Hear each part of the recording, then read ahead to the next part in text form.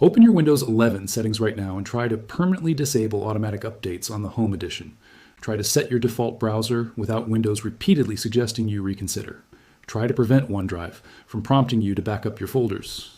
Try to stop Windows from sending diagnostic data entirely, not just reducing it to the minimum level, but stopping it completely. Try to configure your taskbar to display labels for open applications or move it to the side of your screen instead of the bottom. If you have attempted any of these actions recently, you have likely discovered something unsettling. The options are not there, or they are buried so deeply, hidden behind registry edits or group policy configurations, that most users will never find them. Or they exist temporarily until the next update reverts your changes back to Microsoft's preferred defaults. This is not a glitch. This is not an oversight. This is design. Deliberate, strategic design that reflects a fundamental shift in Microsoft's philosophy about what an operating system should be and who should control it. For decades, Windows was defined by user control. You bought the software, you installed it, you configured it to your preferences. The system adapted to you. But Windows 11 increasingly inverts that relationship. The system has preferences. The system has defaults. The system has security requirements and service integrations that it will enforce whether you explicitly chose them or not. And if your preferences conflict with the system's architecture, you are the one expected to adapt. The question is whether this transformation represents necessary evolution, a response to legitimate security and usability concerns, or whether it represents the gradual erosion of the very concept of personal computing. Because a personal computer, by definition, should be personal. It should serve you. And if it increasingly serves Microsoft's ecosystem, Microsoft's business model, Microsoft's vision of how computing should work, then the word personal begins to lose meaning. To understand what has changed, you need to understand what Windows was. Not just technically, but culturally. From the mid-1990s through the Windows 7 era, Windows was the platform for PC enthusiasts, people who built their own computers, who customized every aspect of their systems, who valued the ability to make their machines behave exactly as they wanted. Windows gave you that control. You could disable services you did not need.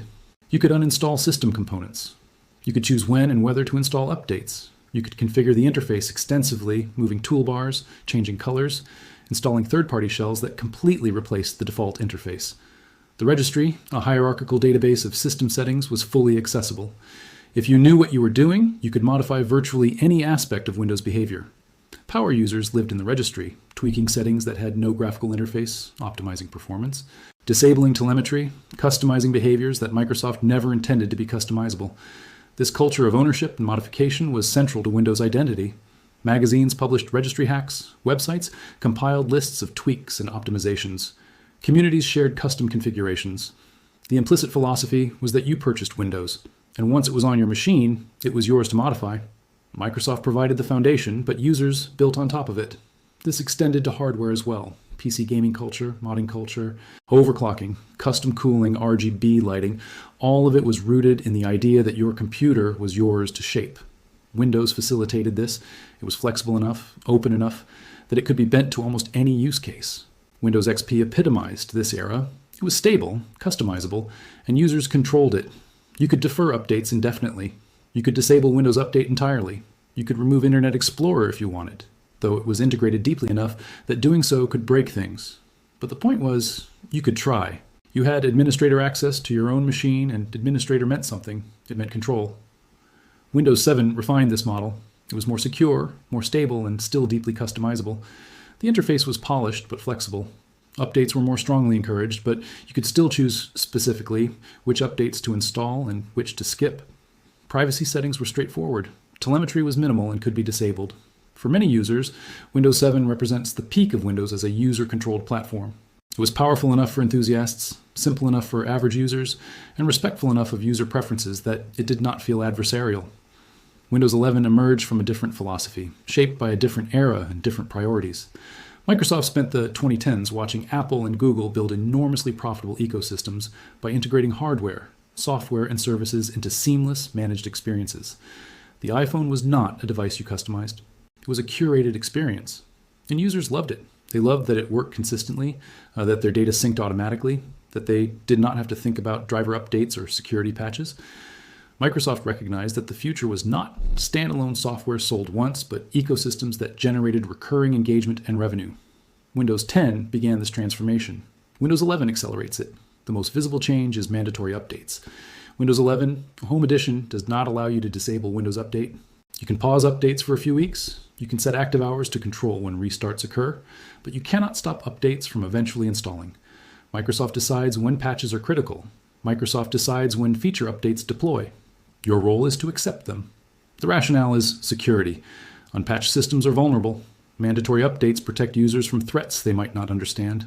But the cost is autonomy. Your computer will restart and change itself on Microsoft's schedule, not yours. Microsoft account integration has deepened.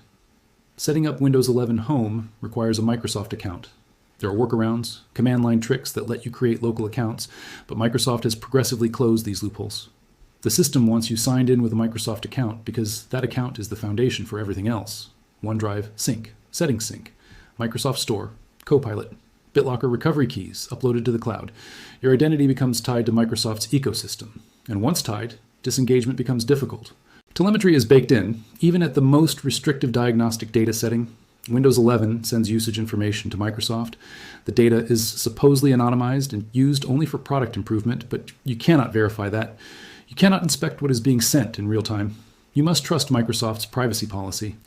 And if you do not trust it, your only option is to use firewall rules and third-party tools to block Microsoft's telemetry servers, which can break Windows Update and other services.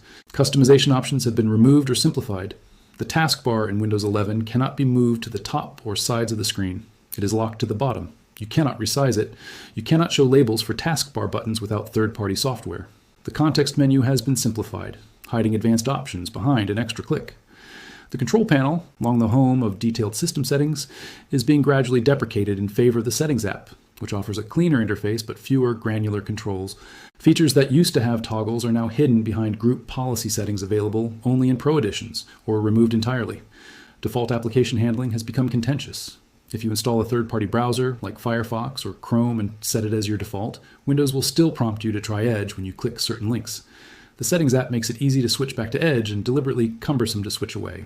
This is not illegal, but it is anti-competitive in spirit, using the operating system's privileged position to favor Microsoft services. Cloud integration assumptions permeate the system. Windows search includes web results by default. The widgets panel pulls content from Microsoft's servers. Copilot, the AI assistant, requires internet connectivity and processes queries through Microsoft's cloud. Photos app includes cloud-based editing features. The architecture assumes you are always online, always connected to Microsoft services, and that the distinction between local and cloud is irrelevant. The frustration users express is not simply resistance to change. It is a response to the feeling that their preferences are being overridden, that the system knows better than they do, and that their role has shifted from administrator to supervised user. When Windows resets your default browser back to Edge after an update, it feels disrespectful. When OneDrive repeatedly prompts you to enable folder backup despite declining multiple times, it feels like nagging. When privacy settings you disabled are re-enabled after a feature update, it feels like betrayal. The complexity users once valued is being abstracted away, and while this benefits users who found Windows overwhelming, it frustrates those who relied on that complexity to make the system their own. The registry still exists, but more settings are hard-coded or controlled by cloud policies that override local configurations. Group Policy Editor is still available on Pro editions, but some policies no longer function. As expected, because the underlying services they controlled have been replaced by cloud-managed equivalents. Users feel they are fighting the operating system rather than working with it. Every update becomes a potential ambush. Will it reset my privacy settings? Will it re-enable features I disabled? Will it introduce new cloud integrations I did not ask for? This vigilance is exhausting, and it creates a relationship of distrust. The system is no longer a tool that obeys commands. It is an autonomous agent with its own agenda that sometimes aligns with yours and sometimes does not. The hardware requirements for Windows 11 compounded this frustration. Telling users their perfectly functional computers are unsupported because they lack a TPM chip feels arbitrary, especially when the official justification, security, does not resonate with users who have used those machines securely for years. The subtext is that Microsoft is willing to declare your hardware obsolete to enforce its architectural vision. Account lockout fears represent another concern. If your Windows login is tied to a Microsoft account, and that account is compromised or locked due to suspicious activity, you could lose access to your own computer. Your files, if synced to OneDrive, are accessible through account recovery, but the local machine becomes difficult to access without the cloud account. This dependency inverts the traditional model where the local account was primary and cloud services were optional extras. To understand why Microsoft made these decisions, You must see the world through their eyes. They support over 1 billion Windows devices across every imaginable hardware configuration and use case. Security threats are constant and sophisticated. Unpatched systems become botnet nodes, ransomware vectors, and sources of data breaches. When users defer updates indefinitely, vulnerabilities remain exploitable for months or years. From Microsoft's perspective, mandatory updates are not about control for its own sake. They're about protecting a massive interconnected ecosystem where one user's negligence can affect others. Cloud integration and Microsoft account requirements enable features users genuinely value. Setting sync means you can set up a new laptop and have your preferences, wallpaper, and browser favorites appear automatically. OneDrive backup means that if your hard drive fails, your files are safe. BitLocker with Cloud Key Backup means that if you forget your password, you can still recover your data. These are real benefits, and they are only possible if the system assumes connectivity and identity. Simplifying the interface makes Windows more accessible. The average user does not want to learn the registry. They do not want to troubleshoot driver conflicts. They want their computer to work. By hiding complexity and enforcing defaults, Microsoft reduces the support burden and the likelihood that users will misconfigure something critical. This is not insulting users' intelligence. This is acknowledging that most people use computers as tools to accomplish other goals, not as hobbies in themselves. Telemetry enables Microsoft to identify which hardware configurations are causing crashes, which drivers are problematic, and which features are buggy. Without data from real-world usage, development becomes guesswork. Aggregate diagnostic data allows Microsoft to improve stability and compatibility. From their perspective, the privacy trade-off is worth it because the result is a better product for everyone. The shift toward ecosystem integration reflects competitive reality. Apple's ecosystem, the seamless integration of iPhone, iPad, Mac, Apple Watch, iCloud, generates enormous customer loyalty and revenue. Google's ecosystem does the same. Microsoft needs a comparable ecosystem to remain competitive. Windows as a standalone product sold once every few years is not a sustainable business model in an era of cloud services and recurring revenue. The integration of Windows with Microsoft 365, OneDrive, Xbox, and Azure is strategic necessity. Microsoft would argue that they have not taken away control, but rather redefined what control means. Advanced users still have Pro editions with group policy. They still have PowerShell for scripting. They still have access to most underlying configurations. But the defaults, the path of least resistance, now favors the majority of users who want simplicity, security, and cloud integration. Power users are asked to do extra work to customize because the default experience is optimized for everyone else. Windows 11's direction is part of a broader industry transformation. Operating systems are becoming managed platforms rather than standalone software. This is true of Windows. It is true of Mac OS. It is true of Chrome OS. It is even increasingly true of mobile operating systems like iOS and Android, which have always been managed ecosystems, but are becoming more restrictive over time. The drivers of this transformation are multiple. Cloud computing makes local processing less necessary. You can edit documents, edit photos, even play games through cloud streaming services. The operating system becomes a thin client for accessing remote resources. AI integration depends on massive computational power and data that local devices cannot provide. So AI features route through cloud services. Subscription models depend on ongoing engagement, which requires the operating system to be a gateway to services rather than a one-time purchase. Identity systems tie your digital life to accounts that transcend individual devices, making the local machine interchangeable. This future offers genuine benefits. You could lose your laptop and be working normally on a replacement within an hour because everything is cloud synced. You could access your files, applications, and settings from any compatible device anywhere in the world. You could benefit from AI assistance that learns from your behavior across devices. You could have security managed for you by professionals rather than relying on your own vigilance. For users who value convenience, portability, and simplicity, this is compelling. But this future also raises profound questions. If your computing environment exists in the cloud, tied to accounts controlled by corporations, what happens if you violate their terms of service? What happens if they decide your activity is suspicious and lock your account? What happens if they introduce features you find objectionable and you cannot opt out? What happens if they decide the free tier no longer includes features you depend on and you must subscribe or lose access? Ownership becomes ambiguous. You own the hardware, but the software is licensed. Your files are technically yours, but they are stored on someone else's servers under terms you did not negotiate. Your settings are synced, but they can be overridden by policies defined remotely. The consolidation of control is strategic. Platforms that control the operating system, the cloud services, the app store, and the identity system have enormous power. They set the rules, they collect the data, they decide what applications are allowed, what behaviors are permitted, and what the user experience will be. And once users are invested, once their data, their workflows, and their digital lives are entangled with the platform, switching becomes prohibitively difficult. This is the context in which Windows 11's restrictions must be understood.